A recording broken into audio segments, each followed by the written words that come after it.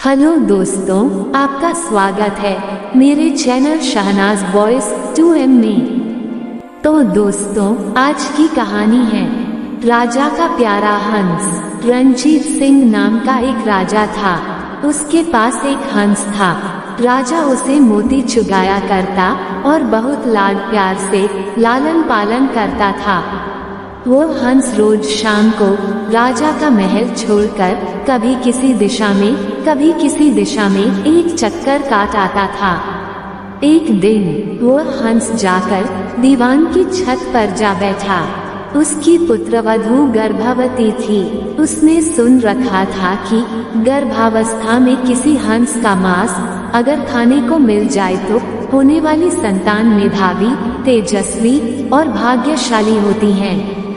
छत पर हंस आया देखकर उसके मुंह में पानी आ गया। उसने उसको पकड़ लिया और रसोई में ले जाकर पकाकर खा लिया। इस बात का पता उसने ना तो अपने ससुर को लगने दिया, न सास को, न ही अपने पति को, क्योंकि उसको भय था कि अगर राजा को इस बात का सुराग लग गया तो बहुत अनिष्ट हो जाएगा। उधर रात होने पर जब हंस ना लौटा तो राजा रानी को बहुत चिंता हुई। उनका मन आकुल व्याकुल हो गया। हंस की खोज में सैनिक दौड़ाए गए, लेकिन जब वो दुनिया में हो तो वो मिले।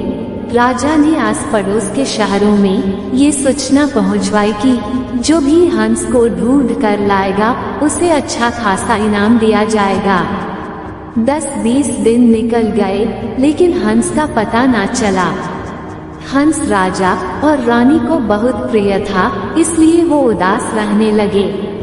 एक दिन एक कुटनी राजा के पास आई और बोली, वो हंस का पता लगा सकती हैं, लेकिन उसे थोड़ा समय चाहिए।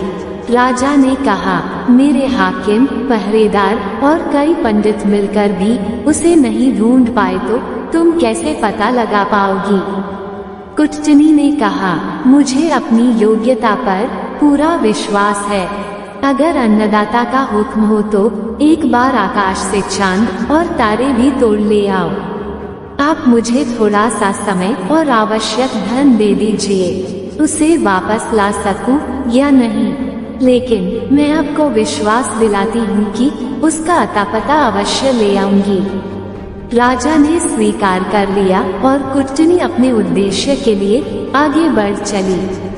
सबसे पहले कुटनी ने ये पता लगाया कि इस शहर के धनी घरों में कौन कौन स्त्री गर्भवती हैं। उसे पता था कि गर्भावस्था में यदि किसी स्त्री को हंस का मांस खाने को मिल जाए तो वो बिना खाए नहीं रहेगी। साथ ही वह ये भी जानती थी कि साधारण स्त्री राजा का हंस पकड़ने की हिम्मत नहीं करेगी। खोजते खोजते उसे पता चला कि दीवान की पुत्रवधू गर्भवती हैं। उसके मन में संदेह हुआ कि हो सकता है उड़ते उड़ते किसी दिन राजा का हंस इनकी छत पर आ गया हो। गर्भावस्था में होने के कारण लोभ में आकर ये स्त्री उसे कहीं खा गई हो। कुटनी ने सोचा, किसी भी स्त्री से दोस्ती करने के लिए सबसे पहले उसके पीहर के बारे में जानना जरूरी है। कुटनी उसके पीहर पहुंची और पीहर के लोगों के नाम धाम और उसके घर बीती पुरानी घटनाओं में से खास की जानकारी ली। उसे पता चला कि दीवान की पुत्रवधू की बुआ छोटी उम्र में ही किसी साधु के साथ चली गई थी और आज तक लौटकर नहीं आई हैं। उसने सोचा, दीवान की पुत्रवधू की बुआ बनकर उससे भेद लेने का अच्छा अवसर आया है। वह दीवान जी के घर गई और उनकी पुत्रवधू के साथ बहुत प्रेम भाव से बात करने लगी और बोली, बेटी, मैं तेरी बुआ हूँ। हम दोनों आज पहली बार मिले हैं। तुम जानती ही हो कि मैं बहुत पहले ही एक साधु के साथ चली गई थी। हाल ही में वापस आई तो भाई ने बताया कि तुम यहाँ ब्याही गई हो और तुम्हारे ससुर राज्य के दीवान हैं। ये जानकर मन में तुमसे मिलने की बहुत इच्छा हुई तो मैं यहाँ चली आई। तुमसे मिलने पर मुझे बहुत हर्ष हुआ। भगवान तुम्हें खुश रखे और तुम्हें कांतिवान पुत्र प्राप्त हो। मैं परसों यहाँ से जाऊंगी। तुम्हें पुत्र प्राप्त होने के बाद मैं भैया भाभी के साथ आऊंगी और तुम्हारे पुत्र का लाड करूंगी। दीवान की पुत्रवधू ने अपने भोलेपन के कारण उसकी बातों का विश्वास कर लिया और बोली, बुआ जी, जब आप यहाँ आई हैं तो 10-20 दिन तो रुक जाए। जाने की इतनी भी जल्दी क्या पड़ी है। बुआ बनी कुट्टनी को और क्या चाहिए था, उसने वहाँ रुकने का स्वीकार कर लिया। थोड़े दिनों में ही बुआ भतीजी खूब घुल मिल गई। एक दिन बुआ जी ने बातों ही बातों में कहा, बेटी, गर्भावस्था में अगर किसी स्त्री को हंस का मांस खाने को मिल जाए तो बहुत अच्छा परिणाम मिलता है। उसके प्रभाव से होने वाली संतान बहुत तेजस्वी और कांतिवान होती है। किंतु हंस तो मानसरोवर छोड़कर कहीं मिलते नहीं, पार पड़े तो कैसे। ये सुनकर उसने हंस खाने की बात बुआजी को सहज भाव से बता दी। सुनकर बुआजी ने पूछा, बेटी, यह अचरज की बात है कि तुम्हारे यहाँ राजा के पास हंस था। तुमने जो कुछ किया अच्छा किया, किंतु तुम्हें इस घटना का जिक्र किसी के सामने नहीं करना था। खैर, मुझसे कही जाने वाली बात तो कहीं जाने वाली नहीं है। कुछ दिन और बीत गए।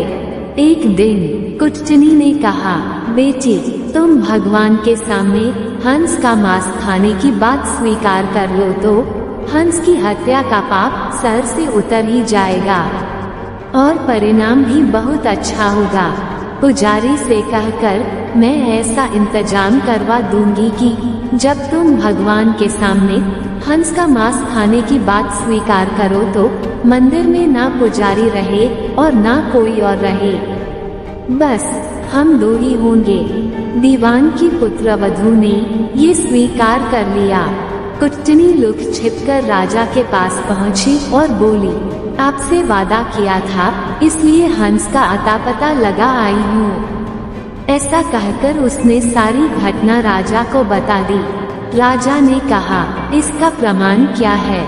वह बोली, कल आप मंदिर में आ जाए और हंस खाने वाली स्त्री की स्वीकार स्वयं अपने कानों से सुन ले। राजा ने ऐसा करने की हामी भर दी। अगले दिन पूर्व योजना के अनुसार कुट्टनी ने राजा को ऊंचे स्थान पर रखे ढोल में छुपा दिया। बुआ और भतीजी मंदिर में पहुंची। मंदिर का पट खुला था। पुजारी और अन्य कोई भी व्यक्ति वहां पर नहीं था। अब कुट्टनी ने शुरू किया, हाँ तो बेटी, क्या बात हुई थी उस दिन। दीवान की पुत्रवधू ने घटना बतानी आरंभ की। वह थोड़ी घटना बता ही पाई थी कि कुट्टनी ने सोचा, राजा ध्यानपूर्वक तो सुन रहा है क्या। तभी वह ढोल की तरफ इशारा करके बोली, ढोल रे ढोल, सुन रे बहू का बोल। कुट्टनी का इतना कहना था कि भतीजी का माथा ठनका। उसे बहम हो गया कि हो ना हो दाल में कुछ काला है। मालूम होता है कि मैं ठगी गई हूँ। वह चुप हो गई। कुट्टनी बोली, हाँ तो बेटी, आगे क्या हुआ। इस पर भतीजी बोली, बुआ जी, मेरी आंख खुल गई और सपना टूट गया। ज्यों ही भतीजी की आंख खुली, कुट्टनी की आंखें खुली की खुली रह गई। ये सुनकर कुट्टनी हक्की भक्की रह गई और पैरों तले जमीन खिसक गई। इस तरह से दीवान की पुत्रवधू ने कुट्टनी के बिछाए जाल को काट दिया। कुट्टनी को उसी के खेल में मात दे दी। अब कुट्टनी को ये सोचकर डर लगने लगा कि राजा उसका अब क्या हाल करेगा। उस दिन के बाद से किसी को पता नहीं चला कि राजा के हंस का क्या हुआ। इस तरह दीवान की पुत्रवधू बिना किसी भय के सुखी जीवन बिताने लगी। तो दोस्तों, उम्मीद है आपको ये कहानी अच्छी लगी होगी। अगर अच्छी लगी हो तो लाइक जरूर करें। धन्यवाद।